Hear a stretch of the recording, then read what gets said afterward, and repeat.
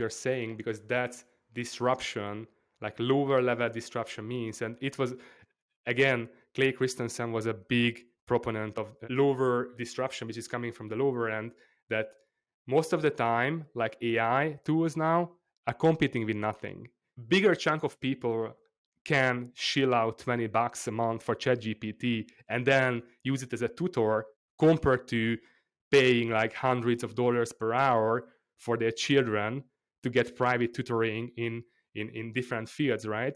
So these tools, even though they are like, it's portrayed as not perfect, they're actually competing with nothing. And compared to nothing, even an imperfect thing is infinitely better. Okay, so next part is the pains. Usual research, we spent about maybe 30% time on understanding jobs and at least 60% on the pains and the remaining 10% of gains. And I tell you why pains are the most important. Because usually you want to make people to switch from a current solution, try something new, try a free trial, buy your product or something. But they need a lot of frustrations that will make them motivate to switch, because it's a emotional investment. Even I guess like the traditional VC wisdom is like at least have 10 times better alternative if you want someone to change, right?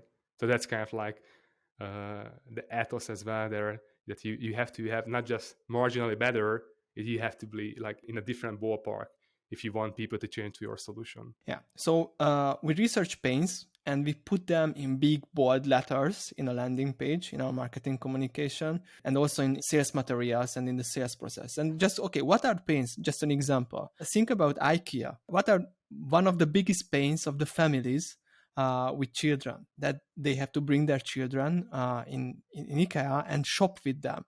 And it's very annoying to focus on which exact furniture you want to choose when somebody constantly crying and giving you a lot of guidance about what do they need.